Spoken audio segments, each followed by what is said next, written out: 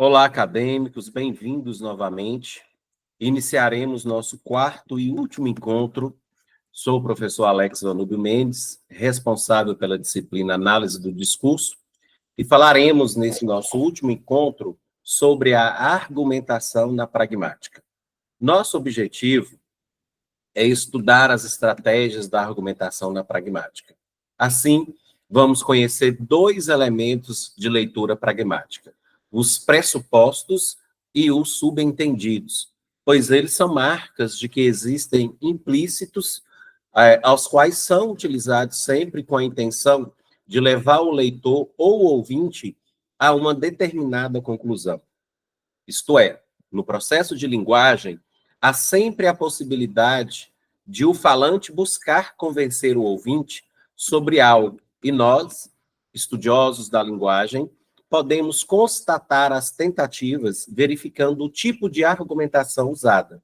Porém, para isso, precisamos aprofundar o conhecimento relacionado à existência das pressuposições e subentendimentos nas falas ou escritas que circulam nos mais diferentes meios.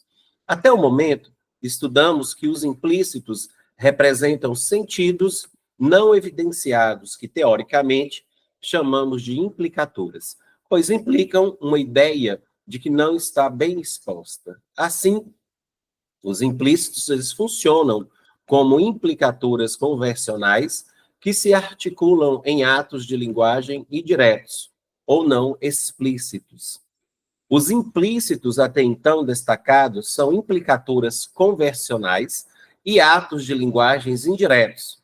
Na sequência, vamos compreender um pouco mais sobre essa questão para podermos saber até que ponto é oportuno investir na análise da argumentação de determinados enunciados. Os sentidos que as atividades linguísticas apresentam mobilizam-nos a buscar a compreensão sobre as noções de pressupostos e subtendido. Os subentendidos desenvolvem-se já considerando a necessidade de interpretação. Os subentendidos estão no eixo dos implícitos. Os pressupostos materializam-se na língua.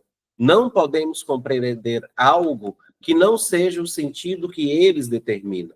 Ducrot, fortemente influenciado por Austin e Greece, também considera os polos da comunicação, né, o autor, o leitor ou o falante-ouvinte, e pontua que pressupor não é dizer o que o ouvinte sabe ou o que se pensa que ele sabe ou deveria saber, mas situar o diálogo na hipótese do que ele já soubesse, né, daquilo que ele já entendesse.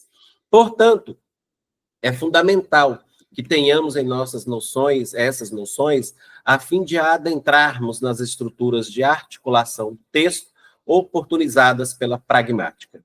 Vamos mais adiante abordar aí os fatores pragmáticos, porém antes, vamos entrar rapidamente nos elementos da comunicação, os quais delineam ali a estrutura da linguagem.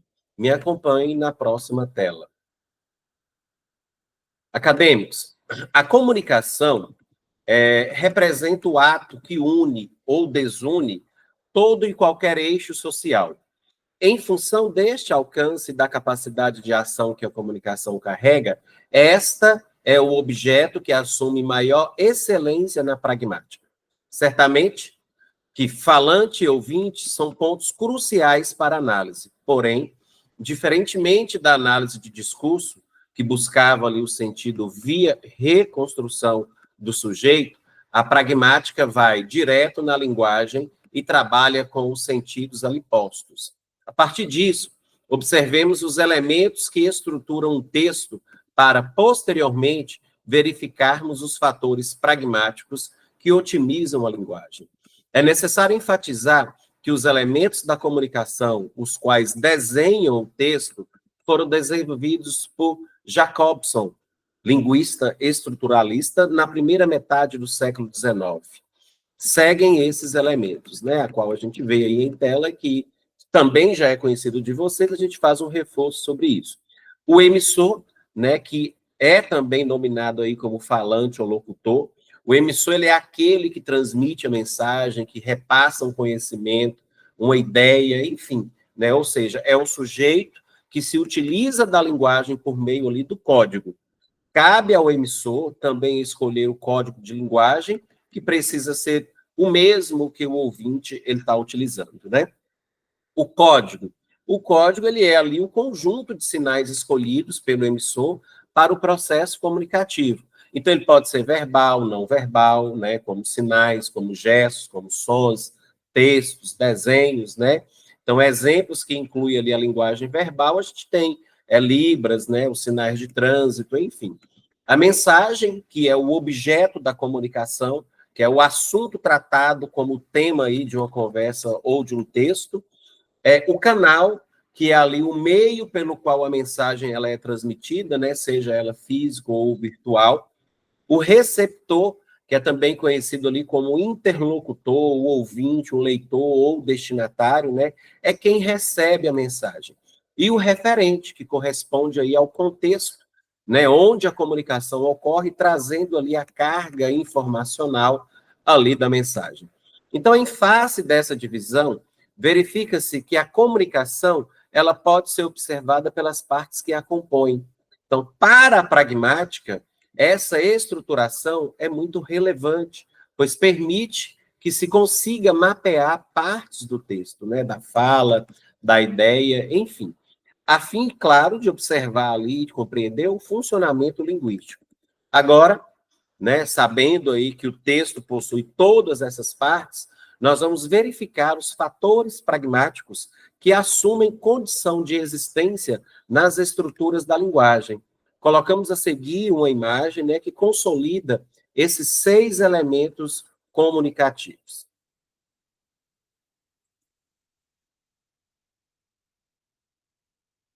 Analisem. Falando aí sobre esses fatores pragmáticos que enriquecem, claro, a interpretação, né, a análise desse processo comunicativo, a gente tem aqui a situacionalidade, a intencionalidade, a aceitabilidade, a informatividade e a intertextualidade. Bom, analisemos. A situacionalidade, ela está diretamente ligada ali ao contexto em que a comunicação ela acontece, né? Então ela pode ser ampla, considerando ali os fatores externos, ou então restrita, né? Quando focamos ali no texto imediato, né, imediatamente a gente tem um foco ali ou no texto ou na fala, né? E esse fator ele é essencial, porque ele conecta aí o texto e o contexto, e ajuda ali o receptor a compreender os sentidos que circulam ali na interação. Na intencionalidade, né, já diz respeito ali às intenções do autor ou do falante ali ao produzir a mensagem, né? Então é por meio dela que podemos identificar ali significados implícitos, as chamadas implicaturas, né? A análise da intencionalidade nos permite compreender as intenções por trás de um texto ou por trás ali de um discurso. A aceitabilidade trata do esforço do ouvinte ou do leitor para interpretar e compreender a mensagem. Então, ela depende tanto da clareza da mensagem quanto da disposição que o receptor tem de aceitá-la dentro daquele meio, né? Esse fator, pessoal, também ele está ligado, né, à análise das implicaturas e é fundamental para a interpretação, né, para que ela seja ali extremamente bem sucedida. A informatividade refere-se ali à quantidade de informações apresentadas em um texto. Então, quanto maior o nível de informatividade, mais elementos temos ali para poder analisar, como os atos da fala e as implicaturas. Então, textos mais informativos oferecem uma base mais rica ali para a interpretação. E, por último, temos aí a intertextualidade, que examina, né, as relações entre o texto e outros textos. Embora não esteja diretamente ligada à pragmática, né, ela amplia ali as possibilidades de análise ao estabelecer conexões entre diferentes produções textuais. Acadêmicos, esses fatores são ferramentas indispensáveis para analisar como que a comunicação ela é construída e interpretada. Eles nos ajudam a compreender os significados explícitos e implícitos contribuindo para uma visão mais completa e enriquecedora da linguagem. Posto que a pragmática ela condensa em si a ideia de uma linguagem carregada de ação, de um fazer dos sentidos construídos através da língua, os fatores acima elencados representam um ponto da teoria que mais possui aplicabilidade prática na comunicação escrita ou não do dia a dia. Tudo o que dizemos ou ouvimos está relacionado na teoria pragmática, como com a situacionalidade, a intencionalidade, a aceitabilidade, a informatividade e ou a intertextualidade. Vamos observar os exemplos que materializamos esses processos pragmáticos para análise. Acompanhe aí a imagem.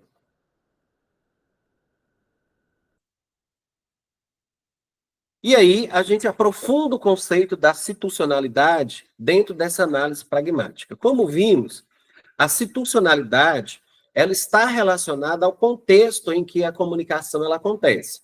Então, ela considera tanto o contexto imediato, no texto, no ato ali da fala, quanto um contexto mais amplo, né, envolvendo ali fatores sociais, culturais e históricos que moldam ali os significados. Então, nesse exemplo que eu dou para vocês aqui, né, a gente observa a definição de amor, né, e como ela é influenciada por diferentes aspectos situacionais.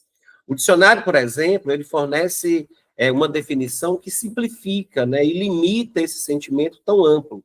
Então, tratando-o como algo abstrato, complexo e, ao mesmo tempo, associado ali à questão masculina. Então, essa visão, ela revela um recorte cultural e histórico que reflete construções sociais sobre o conceito de amor. Agora, pensemos. Como o contexto situacional ele influencia nessa definição? Primeiro, temos ali o contexto imediato, né, que é a interação comunicativa no momento. Então, como o diálogo entre os personagens está acontecendo dentro dessa figura que eu mostro para vocês. Em seguida, nós temos ali o contexto amplo, que inclui conceitos culturais e históricos que definem o amor como algo abstrato e até contraditório. Então, muitas das vezes, associado ali à feminilidade, né, como alimentador ali do sentimento. Então, esses dois níveis de situacionalidade, o imediato e o amplo, permitem ali que possamos entender que não é só o que está sendo comunicado, mas também os significados implícitos que emergem ali de um contexto histórico e cultural. Então, esse exemplo nos mostra que compreender a situacionalidade é fundamental para interpretar os sentimentos que circulam em qualquer forma de comunicação. Então, com isso em mente, podemos perceber que o significado de palavras ou expressões nunca está isolado. Ele é sempre construído e reconstruído dentro ali de contextos sociais e culturais específicos, correto? Vamos agora aplicar esse conceito em outro exemplo e discutir ali como ele aparece em diferentes tipos de texto. Vejamos, analisando aí a questão da intencionalidade, né? Então, assim, vamos abordar o conceito da intencionalidade com base aí nesse exemplo que está sendo apresentado para vocês. Acadêmicos, a intencionalidade, ela refere-se à intenção do falante ao construir uma mensagem e a forma como essa intenção ela é percebida pelo interlocutor. No exemplo que eu passo para vocês, nós temos uma interação, onde a primeira personagem faz a pergunta, criando ali uma expectativa de resposta relacionada ao contexto aí do carnaval, claro, né? Então, no entanto, a segunda personagem quebra essa expectativa, né? Com uma resposta completamente desconexa, abordando ali temas relacionados à justiça social. Então, essa quebra de lógica, né, na resposta não é necessariamente um erro, mas sim um exemplo de como as intenções comunicativas podem não ser compreendidas ou interpretadas conforme ali o esperado. Então, esse tipo de situação é comum em diferentes contextos comunicativos, como reuniões de trabalho, ou até mesmo em interações via redes sociais, como o WhatsApp, por exemplo, né? A intenção do falante era gerar uma resposta coerente com a ideia de carnaval, mas a resposta recebida mostra que a intencionalidade original não foi compartilhada ou entendida pelo interlocutor. Esse exemplo nos ajuda a refletir sobre como a intencionalidade está presente na comunicação e como ela pode gerar efeitos variados, né, dependendo de como a mensagem ela é construída e interpretada. Vamos agora aplicar esse conceito em outras situações e vamos discutir como ele influencia o entendimento em diferentes contextos comunicativos. Vejamos nosso próximo slide. Nós temos aqui a análise, né, da aceitabilidade, falando aí, né, sobre esse conceito de aceitabilidade dentro da pragmática. A aceitabilidade é um fator essencial ali para que a comunicação ela seja compreendida. Ela está diretamente relacionada à capacidade do receptor de entender e aceitar o que está sendo comunicado. Então, a noção de aceitar aqui, ela envolve não apenas receber a mensagem, mas também interpretá-la ali dentro de um contexto lógico e compreensível. Então, no exemplo apresentado, observamos aí que a primeira personagem não consegue compreender a referência feita pela segunda personagem. Cascão, ele aponta ali uma antena como sendo a casa do Cebolinha, mas essa associação só faz sentido se considerarmos, né, a semelhança entre a antena e o cabelo ali característico do Cebolinha. Então, quem lembra ali, esse cabelo dele lembra, né, para a gente ali o talo de uma cebola. Então, a personagem que ouve a referência, no entanto, não reconhece essa analogia e, portanto, ela não consegue aceitar ou compreender plenamente a mensagem. Esse exemplo, ele ilustra como a comunicação ela depende de um conjunto de conhecimentos compartilhados, né, entre os interlocutores para que haja aceitabilidade. Sem esse entendimento mútuo, a mensagem ela pode ser interpretada de forma inadequada ou até mesmo não ser compreendida. Em resumo, a aceitabilidade ela é crucial para que a comunicação ela seja bem-sucedida, pois exige, claro, que o receptor ele consiga contextualizar e interpretar o que foi dito, ok? Vamos agora discutir outros exemplos de aceitabilidade e analisar como ela influencia a interação em diferentes contextos.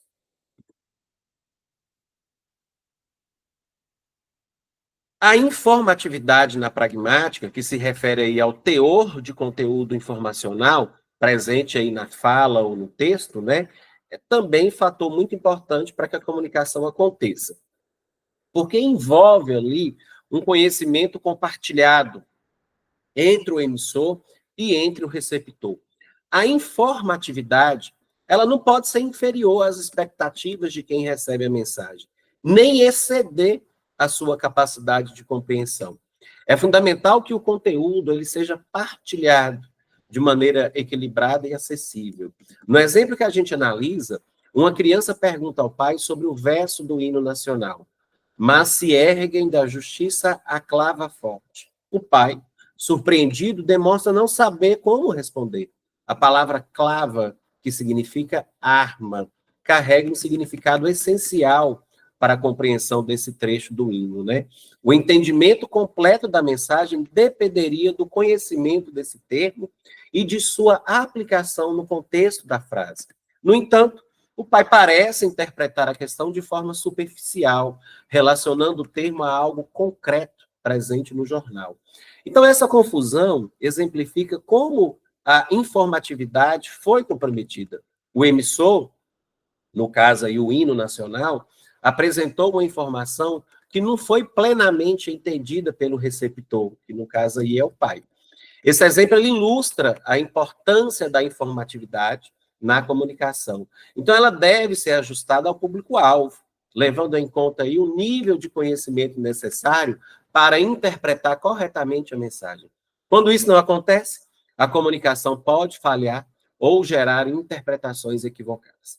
Agora que entendemos o impacto da informatividade, vamos explorar outros exemplos que se manifestam em diferentes contextos aí comunicativos. Lembrando vocês que todo esse material ele estará disponível aí na plataforma de vocês para que vocês façam as análises de estudos individuais, ok? Pessoal, por fim, vamos falar agora da intertextualidade, que se refere aí à relação que um texto estabelece ali com outros textos, né? Esse fator não apenas enriquece o conteúdo, mas ele também exige do leitor, né, ou do ouvinte, um conhecimento prévio, tanto de mundo quanto ali dos elementos que são referenciados. Então, no exemplo aí apresentado, há uma relação entre dois temas distintos, né? O canto ufanista, né, de Gonçalves Dias, exaltando aí as maravilhas naturais do Brasil, nosso céu tem mais estrelas, nossas vasas têm mais flores. Então, é uma abordagem que ironiza aí essa visão, mostrando a devastação da natureza brasileira, né? O canto original, ele retrata ali uma idealização, né, enquanto que a intertextualidade com o segundo texto, cria ali uma crítica social ao mostrar um cenário ali de destruição. Então, esse diálogo, né, entre textos ali é essencial para a comunicação, porque estabelece ali conexões, né, e provoca reflexões mais profundas. A intertextualidade, ela é um recurso estilístico que singulariza a mensagem, né, tornando-a mais rica, carregada ali de sentidos. Então, ela também permite que o receptor interprete as referências, né, destacando ali aspectos históricos, culturais ou sociais implícitos ali dentro desse contexto. De fato, a intertextualidade é um aspecto ativo na pragmática, né, promovendo ali uma troca constante entre o que foi dito no passado e como essas mensagens são reinterpretadas aqui no presente, né? Vamos observar ali agora, né, os tipos de argumentos que a gente usa ali para estabelecer essas conexões, né? Vamos ter um olhar sobre a pragmática, como que a pragmática alcança aí esses tipos de argumentos, né? Os argumentos, eles são ferramentas fundamentais para sustentar ali uma tese ou uma opinião, especialmente ali no contexto de textos dissertativos argumentativos, né? Vamos explorar como que um argumento ele é construído, como é que ele é aplicado dentro dessa perspectiva. Mas, primeiramente, o que que é um argumento, né? Ele pode ser entendido ali como uma organização de raciocínio que fundamenta uma tese ou uma opinião. Para exemplificar, vamos considerar um tema: o atual cenário de depredação da natureza, né? Essa é a ideia central, ou o tema que vamos abordar. A partir dele, podemos construir uma tese, né? Vou dar um exemplo. O descaso dos setores governamentais é responsável pela depredação da natureza.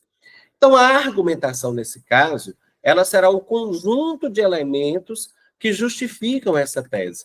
Então, podemos usar argumentos de autoridade, né, que é citando ali especialistas ou estudos, argumentos com dados estatísticos, né, que embasam ali com números e fatos concretos, e argumentos por analogia, que fazem aí comparações para ilustrar o ponto. Então, entre os diversos tipos de argumentos, vamos focar no argumento pragmático, que é o mais relacionado aí à pragmática, né? Então, esse tipo de argumento considera os efeitos e as consequências de determinada ação. Então, por exemplo, no caso do tema que eu mencionei, podemos dizer que o descaso governamental leva a consequências como queimadas, desmatamentos, a alterações do ciclo das chuvas. Então, o argumento pragmático, ele conecta a causa, que é o descaso, né, aos efeitos, que nesse caso são os problemas ambientais. Além disso, o argumento ele pode ser organizado por consequência, destacando ali os impactos gerados pelas situações que a gente analisa. Então, esse raciocínio não trabalha com os prós e contras diretamente, mas sim com a lógica de causa e efeito, que é essencial para a análise pragmática. Por fim, é importante lembrar que a pragmática, enquanto teoria, sustenta-se na ideia de uma dinâmica de linguagem, ou seja, o uso de argumentos vai além de provar uma tese. Ele está diretamente ligado a como o discurso é estruturado e compreendido. Essa é a base de nossa análise hoje, né? Entender a argumentação como um recurso linguístico e pragmático. Agora vamos construir juntos um exemplo pragmático para aplicarmos nesse conceito, né? Vamos lá, seguindo. E aí, o que o texto vem? Construa argumentos pragmáticos por causa e consequência, baseado no tema e tese sugeridos, né? Então, o nosso tema seria aí a medicalização de crianças e adolescentes em fase escolar. Qual é a tese que a gente tem? Que é um grave problema da sociedade contemporânea. Agora, né, nós vamos construir a argumentação. Quais as causas desse grave problema? Né? O que leva os pais, professores, médicos a apoiarem demasiadamente a medicação de crianças? Quais as consequências? Tudo que você pontuar vai sustentar aí a noção do problema já definido na tese. Então, vamos lá para que a gente consiga fazer aí essa atividade. O que eu sugiro para vocês, né? Pausem o vídeo e tente analisar, né, como que isso aí funciona, né? Como é que isso se organiza.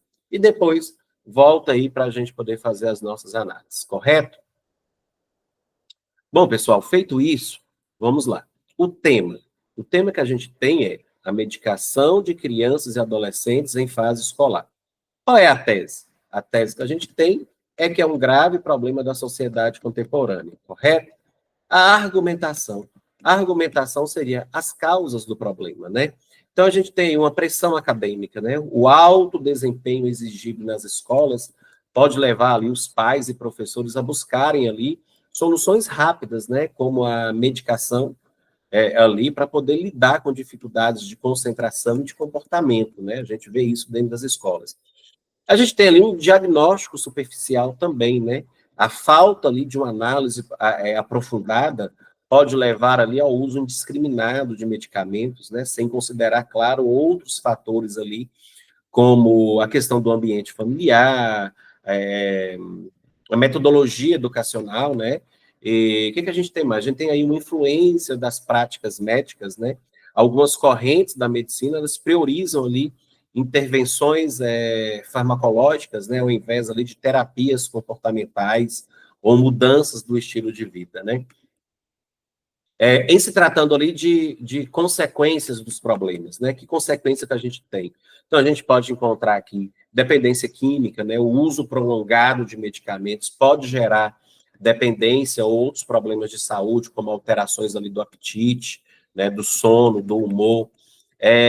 A questão da estigmatização, né? Crianças e adolescentes medicados podem ser rotulados ali como problemáticos, né? O que afeta ali a sua autoestima, a sua convivência social. Temos também ali um impacto no desenvolvimento, porque a medicalização excessiva ela pode interferir no desenvolvimento emocional, cognitivo, né? Acaba prejudicando ali a autonomia, a capacidade de lidar ali com dificuldades futuras. O que a gente conclui com isso? Esse problema, ele é um reflexo de uma sociedade, claro, que busca soluções imediatas, né? Muitas das vezes ignorando ali alternativas mais saudáveis e eficazes. Então, a reflexão sobre a medicalização, ela precisa incluir pais, educadores, profissionais de saúde, né, enfatizando, claro, ali a importância de abordagens holísticas, né, e educativas para o bem-estar infantil, né? Então, a gente chega a entender isso mais facilmente, né, quando a gente faz a análise pragmática de maneira ali correta. Bom, chegamos agora, gente, a uma reflexão importante, né? Quais são as diferenças entre análise de discurso, que aqui eu vou chamar de AD, análise de discurso, e a pragmática, né? Quais são essas diferenças aí? Ambas são teorias ali do discurso, né? Mas possuem abordagens e focos distintos, diferentes. Vamos entender essas diferenças, né? A questão da pragmática, né? A pragmática, como a gente já viu aqui, a gente já entendeu, é uma teoria, né, que trabalha o discurso com foco ali na linguagem, uso, ou seja, né, ela considera ali o aspecto comunicacional em movimento entre o falante e o ouvinte, claro. Então, a principal preocupação é o que importa nas intenções aí de linguagem, né? e nos significados criados dentro dessa própria interação. Então, por isso, aí, a pragmática moderna, ela vai analisar alguns componentes, né? Mas que componentes são esses? Os atos de fala, as implicaturas, os sentidos que estão implícitos, a intencionalidade comunicativa. Então, esses elementos, eles são essenciais ali para a gente compreender como que as interações elas acontecem em tempo real dentro ali de um contexto específico e imediato.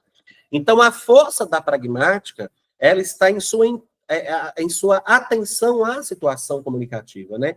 Porque vai explorando as intenções do autor ou do falante no momento ali da produção da mensagem. Na questão da análise do discurso, por outro lado, né, ele vai ter ali como foco o sujeito, né, as suas condições de produção. Então, vai mergulhando ali nas forças históricas e ideológicas, né, que atravessam ali os discursos. Então, diferente da pragmática, que ela é mais imediatista, a análise do discurso, ela trabalha o discurso ali com uma perspectiva mais ampla, né, mais histórica, né? Então, vai considerar ali a constituição do sujeito, a condição de produção, as formas discursivas que estruturam ali a fala, né, ou o texto, né? Então, a análise de discurso, ela só faz sentido quando existe um sujeito histórico, carrega ali memórias discursivas e está mergulhada em uma ideologia. Por isso, ela analisa aí as categorias discursivas dentro de um contexto histórico mais abrangente. Mas qual é a principal diferença? A principal diferença entre essas duas abordagens é o alcance da análise. Enquanto que a pragmática foca no momento imediato da interação e na linguagem, o uso da análise discursiva ela se aprofunda nas condições de produções históricas, né? E nas forças claras ideológicas que moldam esse discurso. Ambas trabalham com elementos essenciais do discurso, mas fazem isso de forma diferente. A pragmática vai examinar os fatores pragmáticos, operadores argumentativos dentro do contexto de forma imediata, e a análise discursiva vai analisar a constituição histórica do sujeito, as formações discursivas, né, que estruturam o discurso. O que concluímos? Concluímos que compreender essas diferenças é essencial para aplicarmos essas teorias de maneira adequada em nossas análises. Vamos discutir exemplos bem práticos aí que ilustram essa abordagem no discurso cotidiano. Vamos explorar esse quadro comparativo que eu coloco aqui em telas para vocês, que estará ali também disponível, né, do material de vocês, né, dentro da plataforma, dentro do AVA, para que vocês analisem aí de maneira mais objetiva, né? Vamos lá, observando esse quadro comparativo que vê essas diferenças entre análise pragmática e análise do discurso dentro de da linha francesa, a gente vê esse exemplo de figura que é apresentado, que o personagem acaba de brincar com o conceito ali de vender o pôr do sol, né? Que é essa primeira imagem que a gente tem aqui. Olha o que acontece. Pela análise pragmática, né? Vem aí o ato locutório, o locutório e o perlocutório. Então, a pragmática, ela analisa ali como a frase, vendo o pôr do sol. Então, ela é dita e como percebe aí como é que ela é dita e como ela é recebida no contexto da interação. Então, o foco está na intenção do falante, né? E, obviamente, nas condições em que a frase ela é proferida. Quais são as categorias de Grace, né, que a gente estudou? Então, usando as máximas de Grace como seja claro, a pragmática, ela identifica ali ambiguidades no discurso, né? Como o uso literal e figurado da frase, que a gente enxerga facilmente, e aqui a expressão vendo o pôr do sol não segue ali a máxima de evitar ambiguidades, né? Pois o falante joga ali com diferentes sentidos. A argumentação pragmática, com base aí do Crotty, a análise pragmática, ela aborda os operadores argumentativos no discurso. Então, nesse exemplo, a intenção do falante não é vender algo físico, mas sim provocar uma reflexão sobre como o pôr do sol é acessível a todos, né?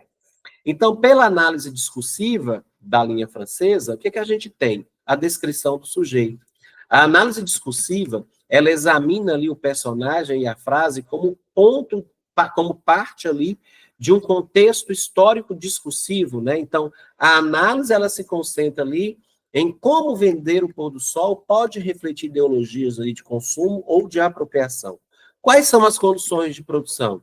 A frase ela é analisada ali dentro de um contexto histórico, né, que carrega ali a memória discursiva como ato ali de mercantilizar experiências naturais, né? A gente tem uma interpretação crítica, né? A interação ali do contexto. Aproveite para ver também, ela é analisada criticamente, né? Então, para análise do discurso, essa fala ela ressalta, ironicamente, claro, a relação entre a experiência do pôr do sol e a exploração comercial, e a gente faz uma reflexão geral, né? A pragmática é mais imediata, né? Ela foca ali no contexto presente ali nas intenções comunicativas, enquanto que a análise do discurso, né, aprofunda ali no histórico, na ideologia que permeia ali o discurso. Então, no exemplo, ambas as teorias oferecem, claro, ali perspectivas complementares, né, para entender o humor e a crítica ali que está presente dentro aí dessa frase, né? Pessoal, então é isso, né? Eu deixo guardado aí informações importantes para que vocês sigam aí o caminho, né, da graduação de vocês. Lembrem-se de buscar dentro do material que está disponível de vocês na plataforma ferramentas que articulam todo esse conhecimento. Leiam, assistam novamente o vídeo, façam uso de artigos, né, para que vocês se apropriem de maneira autoritária desses conteúdos que a gente falou nessas 4 aulas para vocês. Só reformulando, nesse nosso último encontro, nós aprendemos que Ducrot afirma aí que os pressupostos representam as inferências ativadas ali por marcas linguísticas explícitas, né, e constitui uma base para a interpretação do enunciado. Ducrot pontua que subentendidos ali são inferências que não são ativadas por uma marca linguística explícita, né? Então, o subentendido advém do conhecimento de mundo entre os falantes da língua, com base ali no contexto e na prática social. Ducrot situa aí que implícitos são inferências derivadas ali de determinadas construções que revelam algumas intenções do autor. O aspecto pragmático da linguagem tem a ver, né, com a sua funcionalidade e dinamicidade. Para a pragmática, né, o uso da língua está sempre relacionado aí a um fazer, né, e a um representar. Então, o falante e o ouvinte são sujeitos intencionais, né, ali.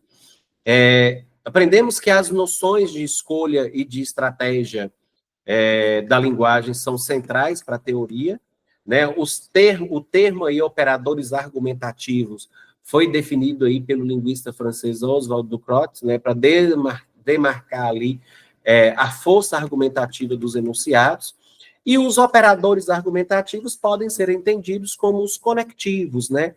Notadamente ali, claro, são as conjunções, né? Há também advérbios que exercem aí alguma função ou força na expressividade da linguagem, né? Até, inclusive, também, afinal, então, que, aliás, etc., né? E há tipos de operadores argumentativos que podem ser usados conforme a intencionalidade na dinâmica comunicativa. Entre os operadores mais importantes, pode-se salientar, né? Os de soma, o de explicação, o de conclusão, o de causa, o de conformidade e de oposição ali e de concessão. Bons estudos, grande abraço para todos, fiquem em paz, fiquem bem e até a próxima. Bye, bye.